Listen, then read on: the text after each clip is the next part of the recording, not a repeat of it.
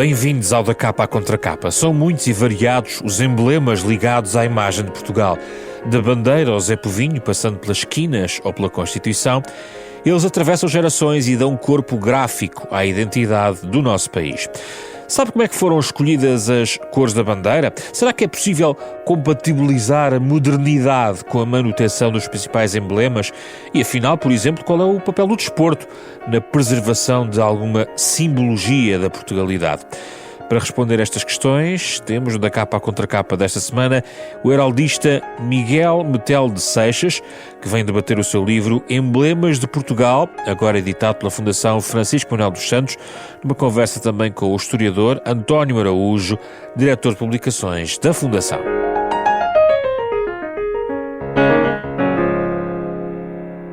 Muito obrigado pela vossa presença, António Araújo e Miguel Metel Seixas.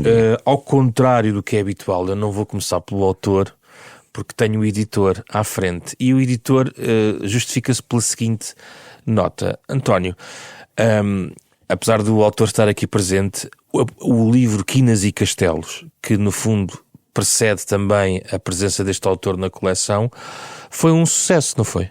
Um tremendo sucesso, mas não é só por isso, por ter sido um sucesso, que nós aqui o quisemos, não diria replicar, mas ampliar. O Miguel é quanto a mim, o maior heraldista português. Foi ele, aliás, que me explicou o que é a expressão heraldista, portanto, um especialista em heráldica, nestas coisas dos símbolos, dos emblemas. E é uma ciência, uma arte, uma disciplina a que ele trouxe uma renovação muito grande. Porquê? Porque em vez de estar muito apegado apenas àquelas coisas que julgávamos dos brasões, da aristocracia, mesmo da monarquia, não deixando de lado isso, porque Sim. Isso também é importante, Sim. Acaba por vê-la como uma linguagem de todos os dias, mas uma linguagem feita de símbolos e, portanto, é necessário interpretá-los, desencriptá-los, como agora se diz, e há uma coisa que, quer neste livro, ainda há pouco tempo tive o privilégio de apresentar o livro do Miguel sobre os emblemas dos clubes e o que é que lá está a águia a fazer, o que é que está lá o dragão a fazer. Também já vamos falar disso. Exatamente, está aqui tudo envolvido. Isso está lá por algum motivo e com alguma razão. E, portanto, isto é uma forma de leitura da realidade, de uma realidade que temos todos os dias. Ainda há pouco estávamos a entrar, vimos a bandeira de Portugal e a bandeira da União Europeia e até do Vaticano, com tudo o que lá está, quer nos dizer alguma coisa. Mas o António ficou surpreendido com a popularidade do tema, porque provavelmente, como o António começou por sublinhar, algo que transcende muito a questão dos brasões e também inclui, mas vai muito para além disso. Eu acho que não fiquei muito surpreendido por duas razões. Por um lado, pela qualidade do livro, e por uma coisa que também as pessoas se interessam muito, e este também é assim, tem uma grande riqueza iconográfica de imagens, e as imagens são muito bonitas. Estas imagens são imagens muito apelativas e muito bonitas. Por outro lado, porque há um interesse das pessoas, vá lá por aquilo que se pode dizer a Portugalidade, sem quaisquer frémios nacionalistas, e o que é facto é que isto é uma forma também de nos conhecermos e de conhecermos a nossa identidade, e as pessoas estão um bocadinho desejosas disso. Eu sei que há mercado para outro tipo de segmentos mais ligados aos jovens, young adult fiction e essas coisas mais coloridas, mas este também é um mercado, e não queria falar isto em termos tão mercantis, mas enfim, mas isto também é um segmento em que as pessoas aderem. Portanto, para além dos retratos e ensaios, este livro tem muito mais ilustrações que as coleções habituais, não é? Nós só fazemos livros destes uma vez por ano. Este é um livro, vá lá, de luxo, ainda que o preço não seja, não vou cá fazer publicidade comercial, mas é um coffee table, capa dura, ricamente ilustrado, e que nós lançamos sempre por alturas de Natal. Já tivemos o Artur Pastor, já tivemos livros sobre a floresta, do ano passado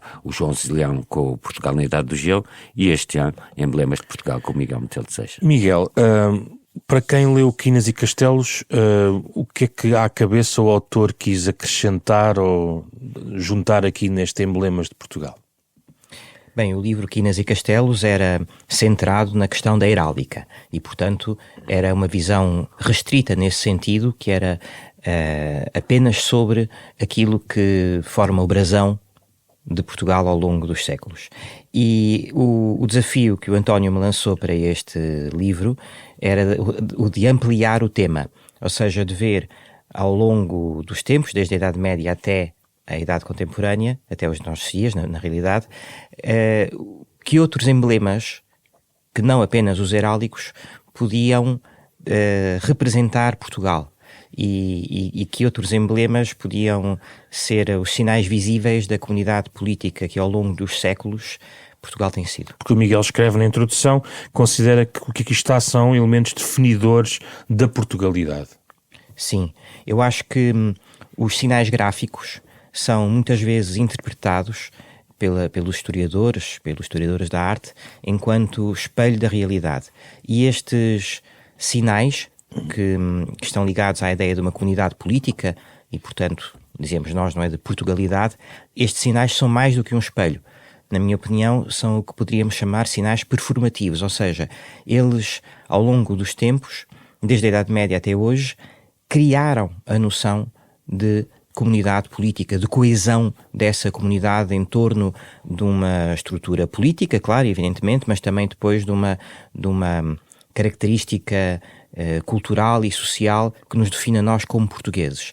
Esses sinais, portanto, na minha ideia, é isso que eu também procuro desenvolver aqui no livro, esses sinais serviram para consolidar essa ideia de uma comunidade política portuguesa. Mas de A a Z, vale a pena sublinhar que também estão aqui documentos, por exemplo, a questão da Constituição, mas vai até personalidades ou figuras que no mesmo volume que a bandeira, ou seja, tem o Zé Povinho, tem o Galo de Barcelos e a bandeira, mas não estão todos no mesmo plano, ou não?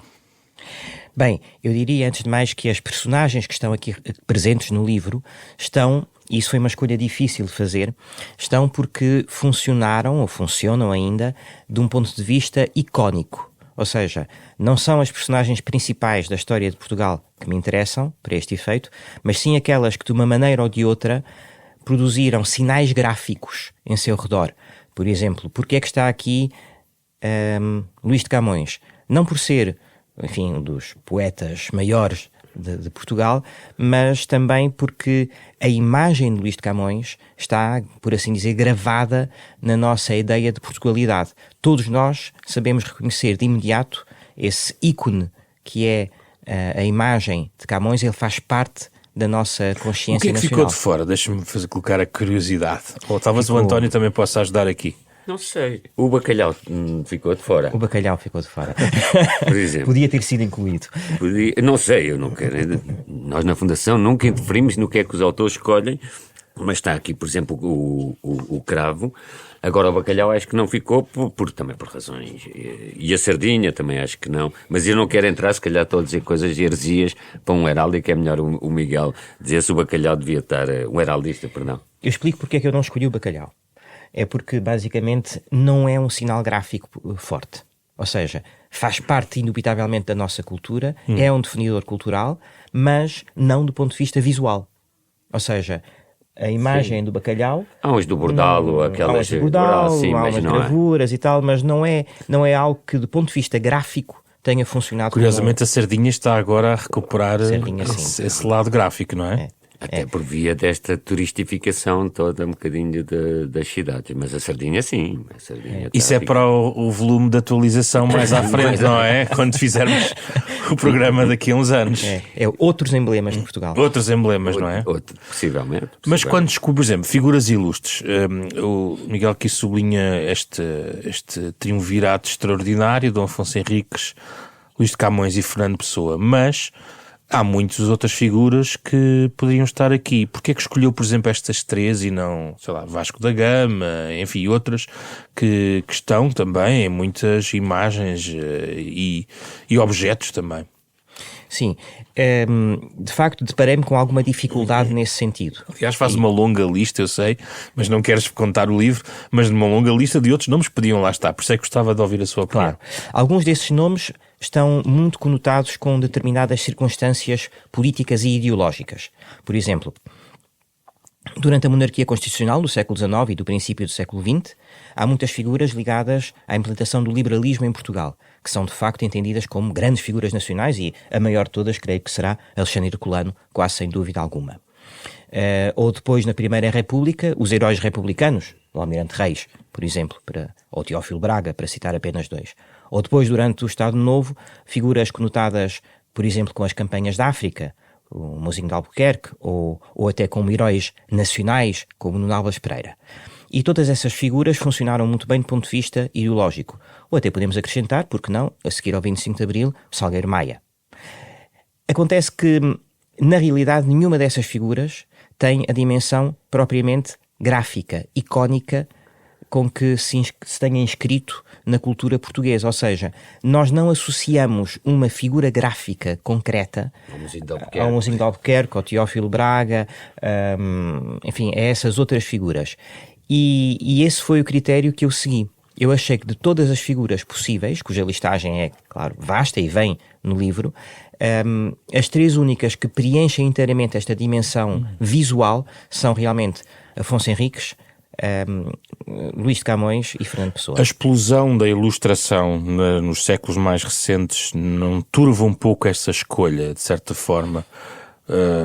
Se pensarmos no século XX, os maiores ícones, se calhar nem é o Salgueiro Maia desse ponto de vista iconográfico. Esse será talvez a Amália de Rodrigues ou até o próprio Eusébio, não é? Ou o Ronaldo hoje em dia, se calhar. É? E por que não? Aí eu tive alguma dificuldade, porque são figuras muito poderosas, de facto. Mas volto a insistir nesta ideia. Mas não tanto do ponto de vista gráfico. A Amália, claro, que está ligada a uma voz, o Eusébio e o Cristiano Ronaldo, porque estão ligados a uma prática desportiva que, de facto, motiva multidões, mas eu não considero que eles tenham transformado num sinal gráfico de coesão dos portugueses. António... Pois é, isso é que não basta o sinal gráfico, tem também ser um sinal aglutinador, não é? Exatamente. E mobilizador.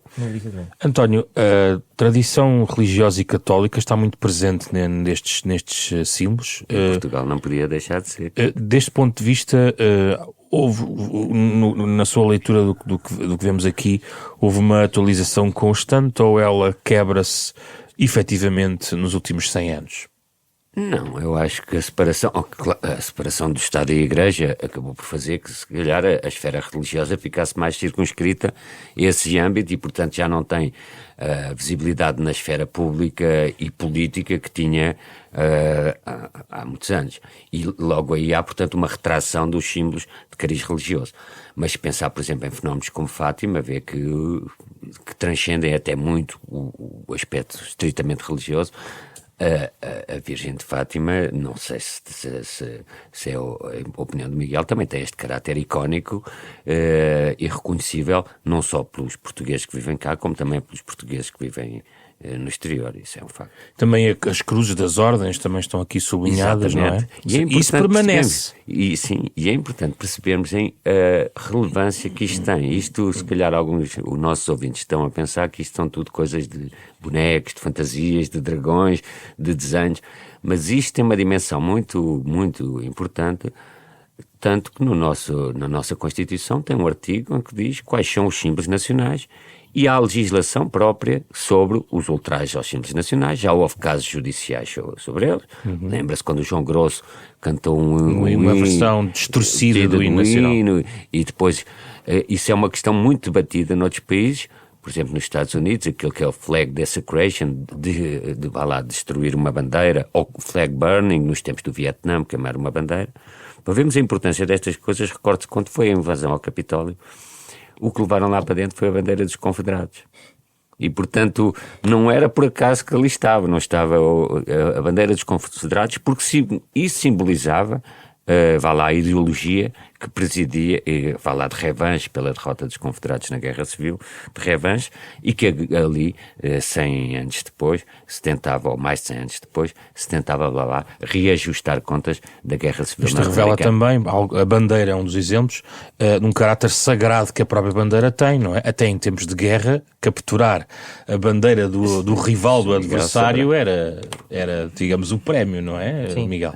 Eu voltaria, se me permite, à questão religiosa, que eu acho importante, porque essa dimensão religiosa, eu acho que a partir de certa altura, a partir do século XIX, mais concretamente, está mais implícita do que explícita nos sinais gráficos que definem a Portugalidade. Ou seja, nós sabemos que as armas nacionais, as quinas e os castelos, têm de facto uma dimensão religiosa na sua origem, e durante toda a Idade Média e parte da Idade Moderna, essa dimensão religiosa é um entendimento fundamental das armas reais e depois nacionais.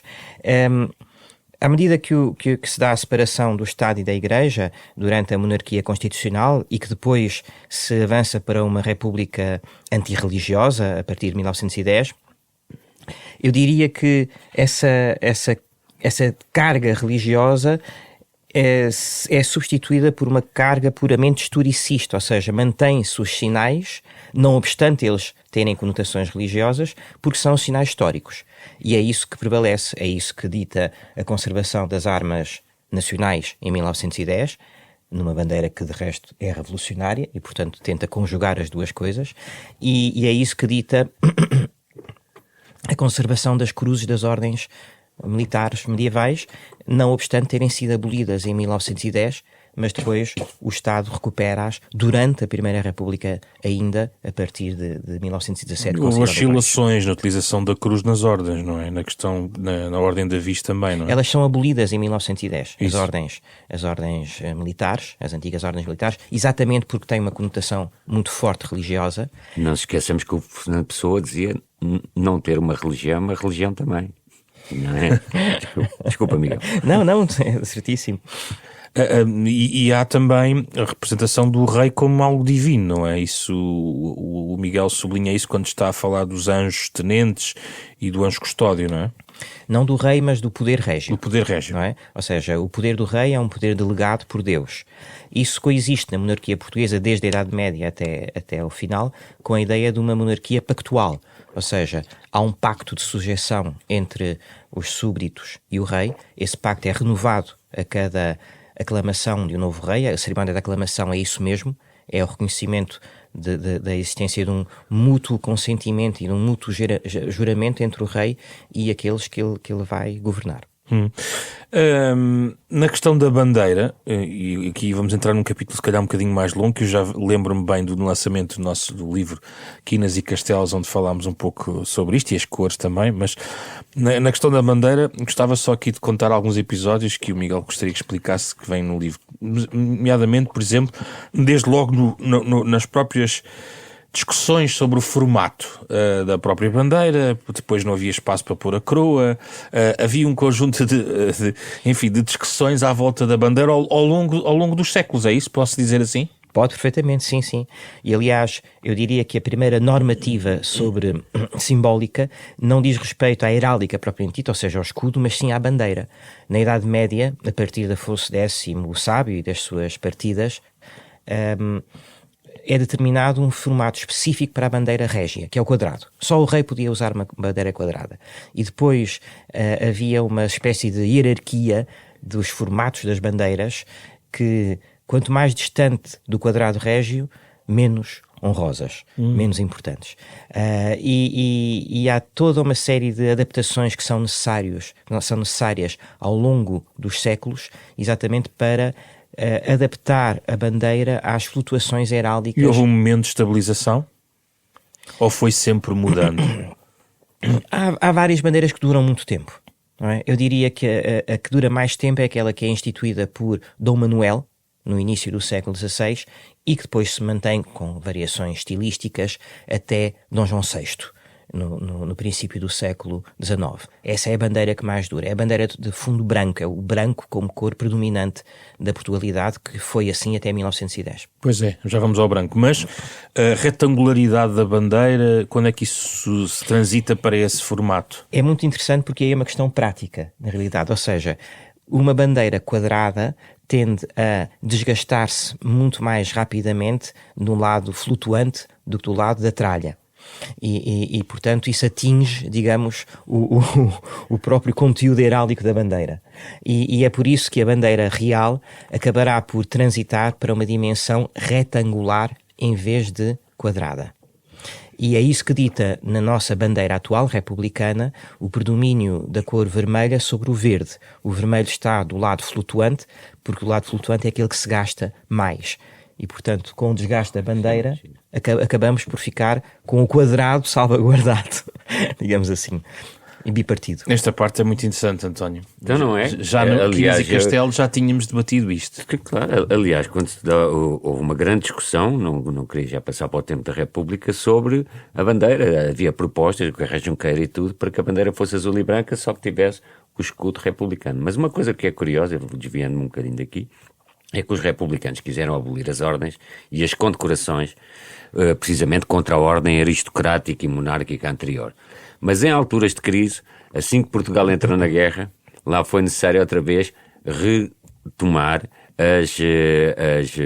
as condecorações por feitos de guerra, a cruz de guerra, etc., como aliás retomar a pena de morte para crimes praticados em teatro de guerra. Portanto, continuação de tradições e práticas antigas? Não, porque há tradições que mostram que não são ligadas a um regime em si. A tradição e a necessidade que umas Forças Armadas em combate têm de homenagear os seus mais valorosos não é uma coisa monárquica ou republicana. O mesmo se passa, há pessoas em que ainda pode fazer confusão a existirem ordens honoríficas hoje em dia em Portugal, em nome de uma espécie de igualitarismo, mas o que é facto é que o Estado, todos os Estados têm que ter formas de distinção e de valorização daquilo que a comunidade entende que deva ser valorizado. Eu concordo com o que o António estava a dizer, mas eu acrescentaria o seguinte: em 1917, quando se tornou necessário recriar as ordens honoríficas e as condecorações, há no entanto, uma hipótese que não foi seguida, que era, em vez de recuperar as antigas, o Estado português republicano poderia ter criado novas. Foi criada a Ordem de Camões. Isso muito recentemente, não é? Mas eu agora estou a falar na talvez a mais recente em largo tempo, certo? Já havia a da Liberdade. Depois não, ao longo do século XX foram-se criando novas ordens. Do Império, do Infante Dom Henrique, da Liberdade, de Camões. Mas o que eu queria dizer era que quando o Estado republicano sentiu a necessidade de, pela primeira vez, recriar ordens, criar novamente ordens honoríficas, recriou as antigas, não criou novas, em 1917-18. E isso é interessante porque é aquilo que o António estava a dizer, ou seja, não obstante alguma, como é que é dizer, alguma reserva ou alguma hostilidade mesmo em relação àquilo que as ordens honoríficas antigas representavam e à sua carga aristocrática, religiosa, monárquica, não obstante isso, o Estado republicano achou preferível o prestígio que essas ordens tinham pela sua antiguidade e por estarem desde a Idade Média conotadas com a Portugalidade, do que, enfim, criar coisas novas. Então, no avião do Coutinho e do Sacadura Cabral, vemos a Cruz de Cristo, não é? Ali está a Cruz de Cristo, mostrando mais estes sinais de continuidade. Miguel, voltamos à questão das cores, que eu acho que é muito interessante para os nossos ouvintes, e vamos retomar essa conversa. Começamos no branco, é isso? O branco é fundador. Antes da discussão que vamos chegar ao vermelho verde, vermelho azul, mas para já o branco. De onde é que vem o branco? E ele estabelece, é de facto o grande elemento de continuidade? O branco é o centro das armas reais portuguesas, ou seja, quando nós contemplamos um escudo, o nosso olhar moderno tende a ver primeiro as figuras que estão sobre esse escudo. No nosso caso, vemos os escudetes, vemos os castelos e por aí fora. Mas o olhar medieval funciona ao contrário, funciona em profundidade, ou seja, ele vê primeiro o que está por trás, o que está no fundo, o que é, em termos heráldicos, o campo do escudo. E o campo das armas reais portuguesas, depois nacionais, é o branco, a prata, sobre a qual assentam os escudetes azuis. E, portanto... Representa o branco nesse ponto de vista?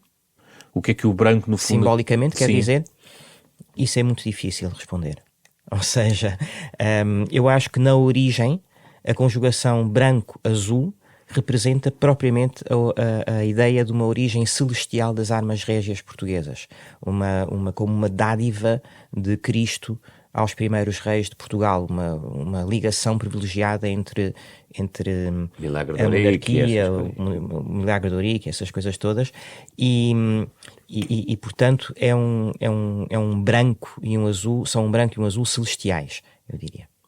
E o branco e azul mantiveram-se durante muito tempo, certo? Porque são o núcleo fundamental das armas reais portuguesas. O campo branco, os escudetes azuis e dentro dos escudetes azuis os besantes, aquelas bolinhas, não é? de prata ou brancos também. E, portanto, o branco e o azul são, de facto, as cores de Portugal desde a origem até aos nossos dias. Ainda que em vários formatos, não é? Ainda que em vários formatos. Da bandeira conhecemos vários formatos deste branco e azul, não é isso? É, exatamente, porque no período medieval, propriamente dito, a bandeira é a projeção das armas. Portanto, pega-se no escudo com as armas reais e projeta-se esse escudo para um quadrado, sem mais. E depois, a partir do Manuel, opta-se por um fundo, que é, neste caso, o branco, sem surpresas, sobre o qual assenta o escudo com a coroa. E depois, no século XIX já, quando é necessário criar uma bandeira para a monarquia constitucional, sem grande surpresa, essa bandeira é azul e branca, partida. Conte-me onde é que apareceu a ideia do verde e amarelo? O verde e amarelo aparece no Brasil, de facto. Mas ele tem um precedente, ou seja, quando nas Cortes Constituintes Portuguesas, reunidas a partir de 1821, se apresenta a ideia da criação não ainda de uma bandeira, mas de um laço ou top nacional, ou seja, de uma fita que seria usada pelos patriotas, pelos adeptos da causa da Revolução Liberal em Portugal, a primeira sugestão que aparece nas Cortes Constituintes Portuguesas é de um laço verde e amarelo. E essas são depois as cores. Bom, a proposta não vai para a frente, claro, sim, porque há depois um deputado que contrapõe o azul e branco, dizendo não, as cores tradicionais da monarquia portuguesa são o azul e branco, portanto o laço nacional tem que ser azul e branco, e assim deputado. Será um deputado. E depois a questão é votada e o projeto vencedor é esse. E depois o verde e amarelo é retomado por Dom Pedro, quando ele declara a independência brasileira. E aí eu julgo que é uma questão, por um lado, pessoal, já escrevi sobre isso também, e por outro lado, uma questão de diferenciar muito bem as armas e a bandeira do Brasil independente das armas e da bandeira do Reino Unido, de Portugal, Brasil e Algarves. Como o António sublinhou, depois na República houve até de um estudo, um relatório, um grupo de trabalho, um grupo de sábios, e distintos republicanos defenderam também a bandeira azul e branca. A verdade é esta, não é? Sim, eu gostaria por começar por contar uma história que eu acho muito engraçada, que é, à boa maneira, enfim, que é dizer portuguesa. Há de ser. 5 dias depois da Revolução, o governo provisório, esfiado por Teófilo Braga, nomeia uma comissão para tratar da nova bandeira nacional. E essa nova comissão é constituída por 5 republicanos indefectíveis, entre os quais um grande artista, que é columbano, Bernardo Pinheiro, e essa comissão escreve um relatório cuja leitura eu recomendo, porque é uma prosa... Até está reeditado pela Imprensa Nacional. É uma prosa pantafaçuda, farfalhuda, ao gosto, enfim, um bocado épico da época. E nessa prosa farfalhuda, a Comissão vai se debruçar sobre cada uma das cores que poderia constar da nova bandeira nacional. E examina uma por uma. E chega a uma conclusão muito interessante. Chega à primeira conclusão. A cor que essencialmente deve figurar na bandeira, sem dúvida alguma, é o branco. Lá está. E em segundo lugar, o vermelho. Portanto, é um relatório que é bastante conciliador, eclético, porque o branco é a grande cor tradicional e o vermelho é entendido como, e bem claro, como a cor da Revolução, mas com raízes históricas na emblemática portuguesa. E este é o parecer da Comissão. E esse parecer sobe ao governo provisório, alguém não deve ter gostado dele, eu até posso imaginar quem fosse, e o relatório vai para trás e é ligeiramente modificado, de modo a concluir que a nova bandeira tem que ser verde e vermelha. De onde é que vem o verde? O verde, bom, deixe-me dizer antes de mais que há aqui uma coisa que temos de ter em consideração sempre que tratamos de bandeiras. As bandeiras são difíceis de analisar pelo historiador porque estão muito envolvidas em mitografias, em interpretações mitográficas. E, portanto, aquela visão tradicional, não é, o verde da esperança e o vermelho dos mártires pela sangue da pátria e tudo isso, são construções posteriores, mitográficas. aquilo que leva os revolucionários de 1910 a efetivamente escolherem a bandeira verde e vermelha é simplesmente porque ela fundamenta-se na primeira bandeira republicana hasteada na Revolução do Porto de 1891, no Grupo Democrático Republicano.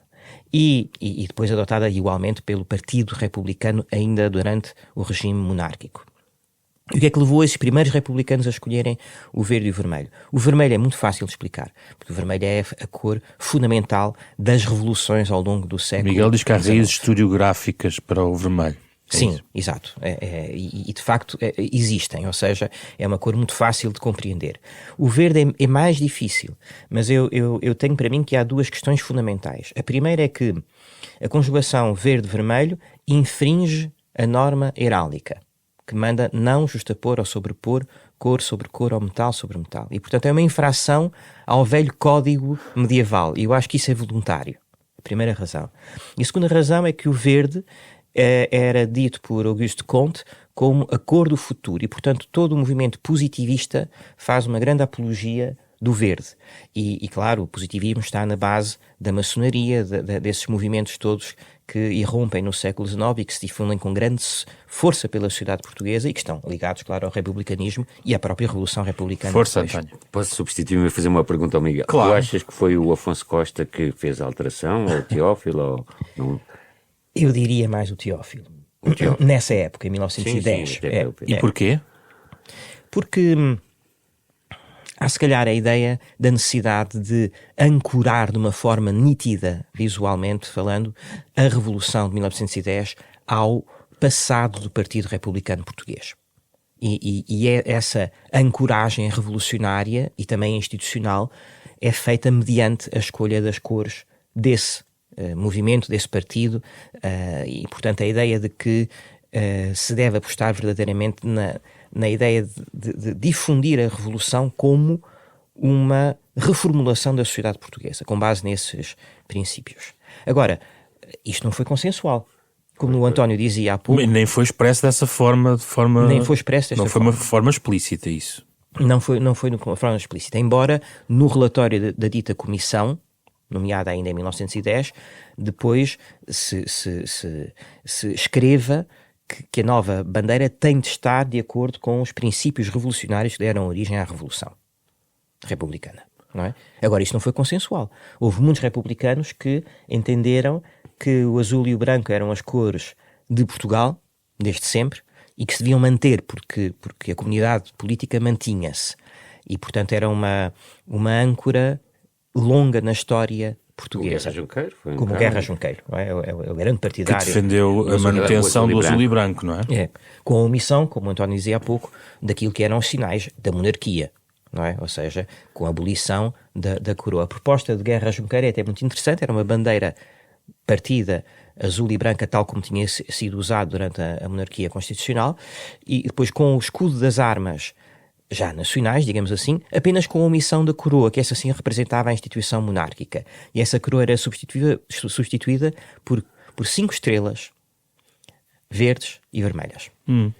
Isso seria influência brasileira também, as estrelas não?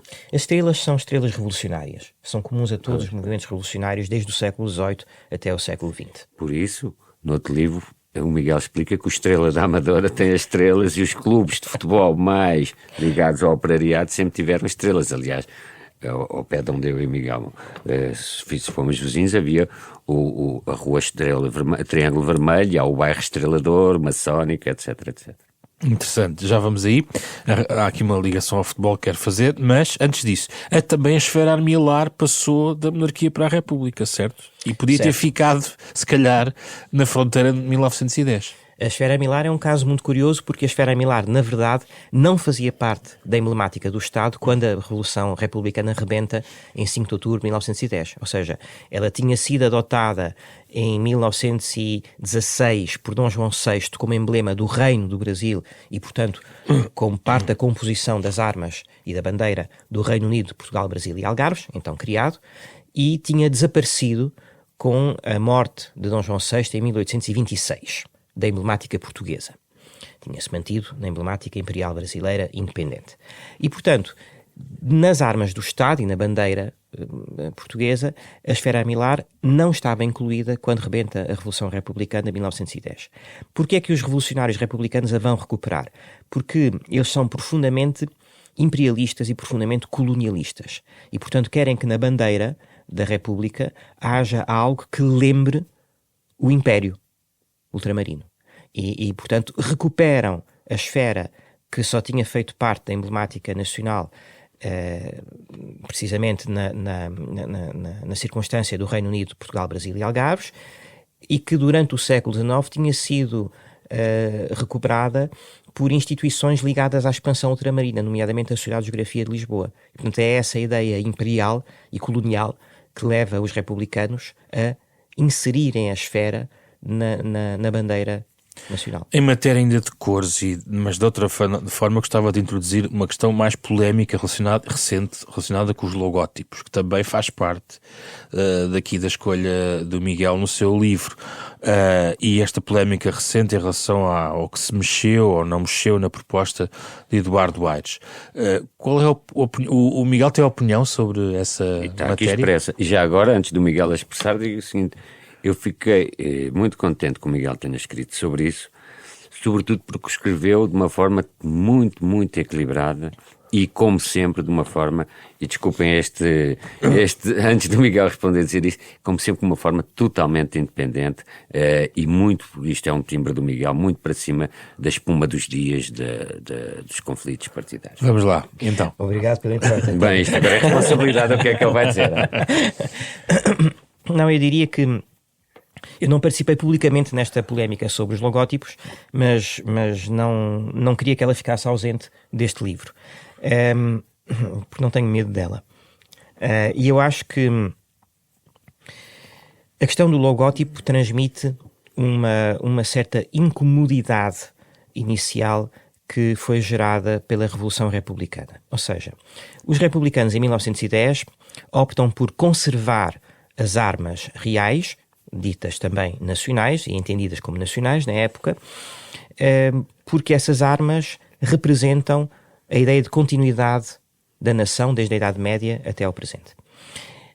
Isso é uma opção nítida e absolutamente explícita que leva à conservação das armas. Mas há um incómodo, porque a heráldica, aos olhos dos republicanos revolucionários, representa um sistema conotado com a monarquia, com a aristocracia, com os privilégios, com um passado que se quer, de certo modo, alterar, renovar e até certo ponto esquecer. E, portanto, há sempre uma relação ambígua entre a República e a heráldica, que depois é apaziguada no Estado Novo, porque o Estado Novo tem uma visão muito mais historicista e muito mais de maior aceitação desse passado que é incorporado numa ótica nacionalista. E até a apropriação desse passado. Até a apropriação e reconversão, digamos assim. Ora, o que sucede a seguir ao 25 de Abril é que a bandeira nacional, incluindo a heráldica nacional, o escudo das armas nacionais, não é posta em causa. Mas não deixa de existir o mesmo incómodo patente na Primeira República. E de certa forma, do ponto de vista ideológico, há uma espécie de incompatibilidade subjacente entre a ideologia, as vertentes ideológicas dos sucessivos governos pós-25 de Abril e aquilo que está contido nas armas nacionais. E, portanto, essa incomodidade traduz-se na procura de outros sinais, outras formas gráficas de representar a República. Não é uma mera questão de comunicação, há um fundo ideológico mais marcado. Acho que é um fundo ideológico que é inegável e que se notou na Primeira República, com o uso, por exemplo, do monograma, o RP, que em muitos casos substitui as armas nacionais, e notou-se agora, na Terceira República, com esta questão do logótipo. Mas, no fundo, não é uma coisa nova. Ou seja, mesmo na Idade Média, isso é um outro verbete que eu quis incluir neste livro, os reis portugueses tinham, por um lado, a heráldica régia, que transmitia a ideia de continuidade da coroa e a partir de certa altura do Estado, e por outro, tinham símbolos pessoais pelos quais podiam exprimir uma vertente mais pessoal do seu poder, até do ponto de vista ideológico. Então, para si faz sentido haver esse pendor ideológico nas representações dos logótipos, a par de toda a heráldica restante identificadora do Estado ou do país? Não sou contrário, porque sou medievalista e, portanto, entendo essa necessidade de expressão paralela de uma carga ideológica, mas acho que o logótipo não pode e não deve substituir as armas nacionais que, tratando-se de um órgão de soberania, devem ser usadas precisamente porque aquilo que está a representar. Mas acha que isso aconteceu? Que aconteceu o quê? Que aconteceu essa substituição? Acho que aconteceu essa substituição. Portanto, houve um exagero, houve uma confusão de planos, é isso? Exatamente. É a minha opinião. Uhum. António, tem opinião? Eu passei a olhar a questão, eu agora a nova luz sobre esta opinião do Miguel, mas só para explicar. Eu também entendia que era uma mera questão prática de comunicação, de uma certa renovação. Lembram-se também que já tinha havido no Turismo Portugal e noutras coisas, pediu-se ao Zé Guimarães, etc, etc. Foi o Miguel que, não só para esta exposição, mas sobretudo porque escreve no livro, que revela a existência também de uma ideologia. Não é uma ideologia, não vamos cá dizer se é de esquerda ou de direita, não é isso que está em causa. São instrumentos de expressão de uma supremacia política e não sinais de convergência, escreve o Miguel no seu livro. Exatamente.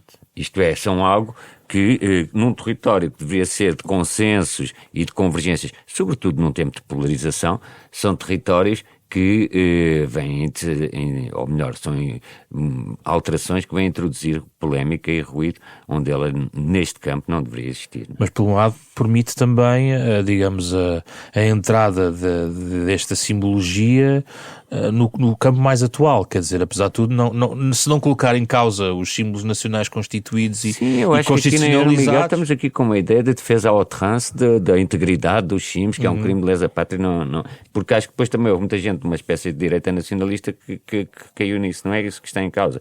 É perceber que aqui houve um investimento ideológico nesta alteração feita e o que é facto é que os símbolos devem estar acima das ideologias. E eu posso completar aqui uma questão que o António tocou e que me parece muito importante, que é, eu como medievalista não tenho uma visão normativa destes sinais gráficos, ou seja, aquilo que caracteriza a Idade Média é precisamente uma profunda plasticidade dos sinais. Estava a pensar nessa expressão. A ideia de que eles podem ser interpretados de uma forma muito variada e é isso que faz a beleza da arte medieval na interpretação destes sinais. Que muitas vezes atribuímos uma velha ideia da Idade Média. Pelo contrário, havia mais plasticidade heráldica. A normativa é criada a partir do século XIX e depois profundamente enraizada no século XX, eu diria sobretudo pelo Estado Novo, não é? Que consagra esta ideia, não, isto são sinais nacionais, não se pode mexer neles do ponto de vista plástico. Eu, como medievalista, direi o contrário. Os sinais devem ser mexidos do ponto de vista plástico, devem ser reinterpretados, devem fazer parte da arte, devem fazer parte da comunicação visual e podem ser completados de várias forma. Há um outro objeto, ou digamos, que entra aqui, eu fiquei um pouco surpreendido, mas percebi perfeitamente porque depois na explicação, que tem a ver com a Constituição. A Constituição ligada a emblema pode ser difícil de explicar, mas inclusivamente, e agora se calhar uma parte mais, ou é pitoresca ou é ter realmente algum sentido, até a própria cor da encadernação oficial da Constituição tem algo que se lhe diga, não é, Miguel? Eu acho que a Constituição, eu também tive dúvidas se devia incluí-la ou não, mas a Constituição, na verdade, representa efetivamente um emblema gráfico poderoso. Não é só a atual, estamos a falar desde o século XIX, desde a Constituição de 22 e depois a Carta Constitucional de 26. Eu acho que a ideia de uma comunidade política baseada na lei está traduzida, do ponto de vista visual, nesse apego à ideia de uma Constituição que depois faz... E ao objeto livre. E ao objeto livre, mas a representação desse objeto livre é sobretudo ligada a essa representação a efígies, quer da liberdade, quer da monarquia, quer da Lusitânia, quer da República. Portanto, a ideia de que há uma lei que nos rege a todos e que essa lei está codificada num livro em concreto. Que neste caso é vermelho ou barro encarnado. Neste caso. Desapareceu o verde. Não sei se conhece, na Torre do Tombo tem lá exposto o Tratado de Adesão de Portugal. Já vi, aquele calhamaço gigantesco. Não, o tratado é do tamanho deste estúdio onde aqui temos. É uma coisa com 2 ou 3 metros, hein? Estou-lhe a dizer, ou mais, de tamanho as folhas. Portanto, isso dificilmente, fala-se agora também, é um ponto aqui que se calhar não abordamos muito dos símbolos europeus, mas dificilmente o Tratado de Adesão de Portugal pode ser convertido num sinal gráfico, realmente. Já agora que falou nas efígies, as várias representações não estão um pouco estagnadas da própria República, da Liberdade e por aí fora?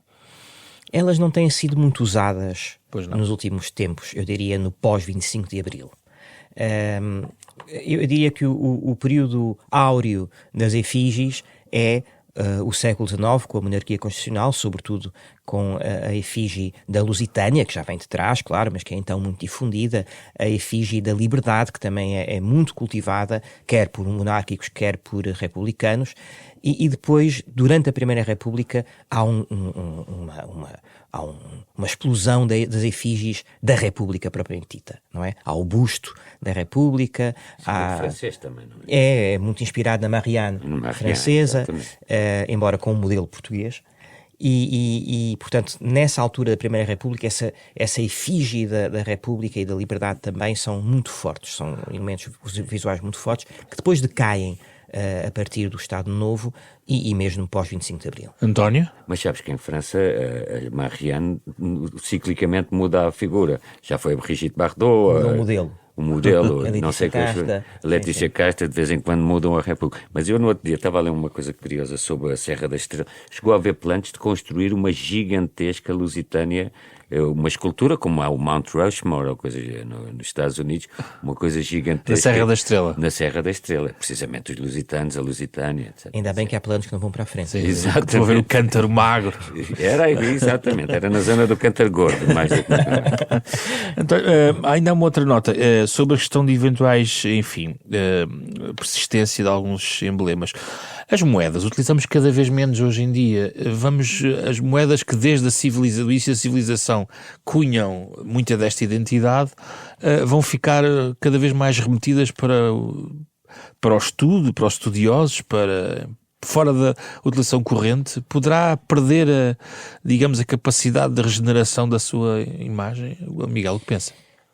Bom, a moeda é um instrumento privilegiadíssimo de criação de coesão comunitária política. E é isso desde a Antiguidade. Na verdade, a moeda é um dos veículos principais de propaganda política, desde a Antiguidade. E eu não tenho a certeza que isso esteja propriamente a desaparecer. Ou seja, não obstante nós usarmos muito dinheiro de plástico e hoje em dia recorrermos à internet para pagar todas as nossas contas, apesar disso, a moeda ainda tem uma presença muito forte no nosso cotidiano. Mas, por exemplo, se transitarmos para a questão das notas, digamos Sim. assim, quando eu nasci, elas representavam um conjunto de figuras históricas da nossa história, não é? Hoje em dia, com a uniformização da questão do euro, isso perdeu-se, digamos assim. Desse ponto de vista, não há assim também uma desvalorização da nota também com esse princípio? Eu não tenho bem a certeza disso, porque aquilo que não está presente nas notas está presente nas moedas. Ou seja, não obstante nós termos, dentro da União Europeia, termos notas todas iguais em todos os países, depois cada país emite as suas próprias moedas e escolhe, nas moedas há um anverso comum a todos os países, e depois o reverso foi escolhido por cada um dos países emissores. Mas sabe, menos em circulação, as novas gerações têm pouco acesso a essas questões. Talvez menos. Sim, é curioso que nós tínhamos escolhido para as moedas os símbolos nacionais. Por exemplo, há moedas italianas com o Leonardo da Vinci e coisas assim. Nós temos, pelo menos numa, que é que mostras no livro, são com as quinas e as coisas assim. Eu acho muito interessante essa escolha do euro, das frases portuguesas do euro, porque é uma escolha profundamente historicista, ou seja, são moedas muito bonitas, as nossas faces portuguesas do euro são muito bonitas, graficamente falando, e são muito interessantes do ponto de vista histórico, porque elas vão recuperar os sinais rodados do primeiro rei, Dom Afonso Henriques, portanto é uma escolha muito fundamentada do ponto de vista histórico, e não sei se tem algum impacto do ponto de vista concreto, ou seja, se os portugueses saberão reconhecer o que são aqueles sinais que ali estão. Pois é. Aliás, o próprio nome euro, como sabes,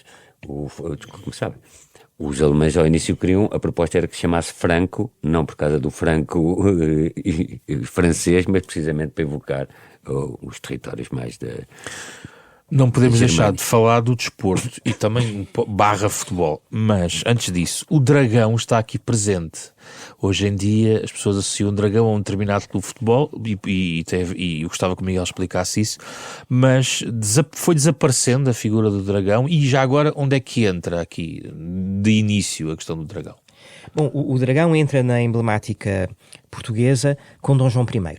Dom João I é apresentado pelos cronistas, por Fernão Lopes, basicamente, como um novo Artur. Ou seja, um rei escolhido por predestinação divina, com forte ligação ao povo e capaz de defender a independência do reino face a um ataque externo. E essa imagem encontra a sua representação gráfica na figura do dragão que Dom João I coloca em timbre, ou seja, por cima do escudo das armas reais, por cima da coroa de rei. Porquê? Porque Artur é filho de Pendragon. E portanto, o timbre das armas do rei Artur, que nós chamamos, portanto, armas imaginárias, não é? Que ele nunca usou, evidentemente, se é que ele tenha existido alguma vez, ele próprio. As armas imaginárias do rei Artur têm por timbre o dragão. E, portanto, Dom João I assumiu o dragão, que passa a ser timbre da Casa Real Portuguesa, precisamente como referência a esse modelo arturiano. E assim se conserva durante toda a monarquia. No século XIX, dá-se uma transformação curiosa, é que cada vez mais há uma separação entre a heráldica do rei e a heráldica da monarquia ou do Estado, ponhamos assim, e o rei individualmente aposta muito nessa manutenção do dragão. Se formos ao Palácio da Ajuda, vemos dragões por todo o lado. O rei Dom Luís I tinha um pequeno barco a vapor com que atravessava o Tejo que se chamava Dragão. Portanto, o dragão passa a ser conotado com a dinastia e está quase ausente da representação do Estado. E, portanto, quando se dá a proclamação da República em 1910, essa conotação dinástica do dragão faz com que ele nunca mais tenha sido recuperado pela emblemática do Estado. E agora está só no domínio portista? Agora está só no domínio portista, por uma circunstância muito, muito engraçada. É que, no século XIX, o regente Dom Pedro, regente em nome de sua filha, Dona Maria II, como sabem, defendeu a causa constitucional, sobretudo no célebre cerco do Porto. O Porto estava cercado pelas tropas miguelistas e aguentou-se como bastião da causa liberal. E em recompensa dessa participação do Porto na vitória liberal, o regente Dom Pedro concede à cidade uma série de concessões heráldicas, entre as quais o timbre da própria Casa Real, ou seja, o dragão. E o município do Porto, a partir dessa data, passa a usar o dragão em timbre das suas armas, é uma coisa extremamente honrosa, claro, e conserva até às reformas do Estado Novo. O Estado Novo, a partir de 1930, lá está o aspecto normativo do século XX, do ponto de vista heráldico. O Estado Novo promove uma uniformização da heráldica municipal portuguesa. E essa uniformização, entre outras coisas, faz com que deixem de ser usados timbres nas armas municipais de todo o país. E, portanto, a Câmara do Porto perde esse seu acrescentamento honroso, deixa de usar o dragão.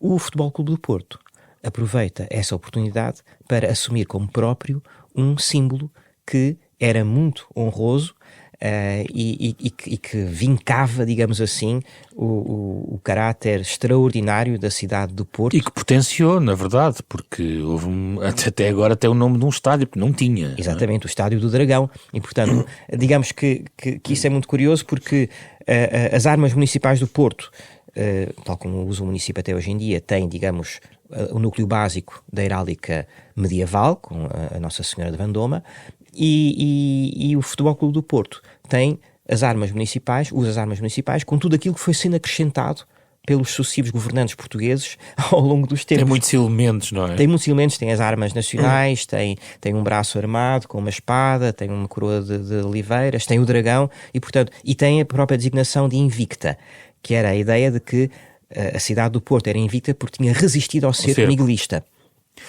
António, é exagerado dizer que o futebol /desporto, mas vamos aqui particularizar no futebol pela sua popularidade, é de facto hoje em dia um dos grandes instrumentos de manutenção, na mente popular dos principais símbolos portugueses, bandeira, hino, as quinas, que também ainda não falámos. Eu não quero ser, mas se eu permite, se pudesse remeter a pergunta, é que o Miguel... Não, quero ouvir primeiro o António. Miguel acaba de publicar um livro sobre a heráldica. Eu acho que o futebol tem uma grande importância, vá lá, na presença de símbolos em locais onde supostamente estaria ausente, e sobretudo até com há pouco falou do menor contacto de novas gerações com símbolos nacionais. Com as moedas, por exemplo. Sim, devido às moedas, mas o futebol tem-lhes dado outro tipo de contactos.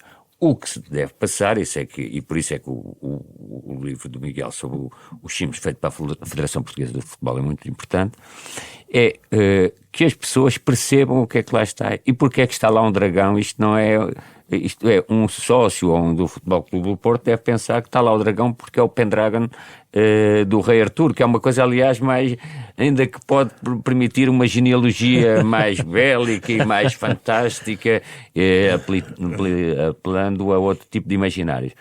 E por isso acho que é muito interessante que os clubes... É muito interessante que quase todos os clubes, o outro livro do Miguel mostra isso, há 2 ou 3, acho que são, quanto é, 80 e tal por cento ou 90% de todos os clubes têm heráldica. E depois já nem falo da Cruz de Cristo, do Belenenses. E outra coisa também, o que é interessante ver é os animais, as ligações que há às diferentes localidades, as ligações que há a clubes mais fabris, como eu há pouco disse, em que tem muita estrela, mas isso é matéria do livro do Miguel. Miguel, vamos então à questão do futebol como instrumento, digamos, de todo este processo. Bom, eu começaria por dizer que eu costumo dizer aos meus alunos de heráldica que se quisermos hoje em dia conhecer um fenómeno gráfico que se aproxime verdadeiramente da heráldica medieval, é nos emblemas do futebol que nós o vamos encontrar. Precisamente por esta questão, que está aqui subjacente e é fundamental, que é a ideia da capacidade congraçadora destes sinais, a capacidade que estes sinais têm para reunir, motivar, estimular, provocar e condensar a adesão dos adeptos.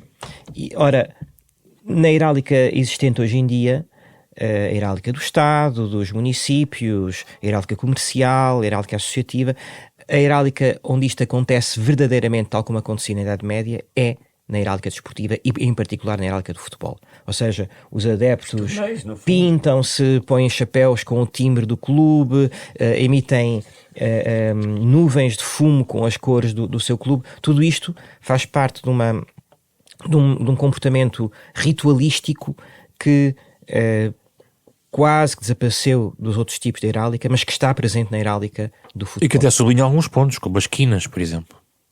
Sim, claro. E eu diria que em relação à emblemática nacional portuguesa, não há dúvida alguma que as explosões verdadeiramente de heráldica nacional dão-se com o futebol. E tem sido bem tratado pelo futebol, digamos assim, ou há distorções? Falou-se muitas vezes de contrafação que distorcia alguma simbologia. Está a falar das produções chinesas. Mas isso é contrafações, não tem? Desculpe. Não, eu responderia como há pouco. eu sou medievalista e, portanto, tenho uma visão plástica do fenómeno. O Miguel é dos castelos chineses.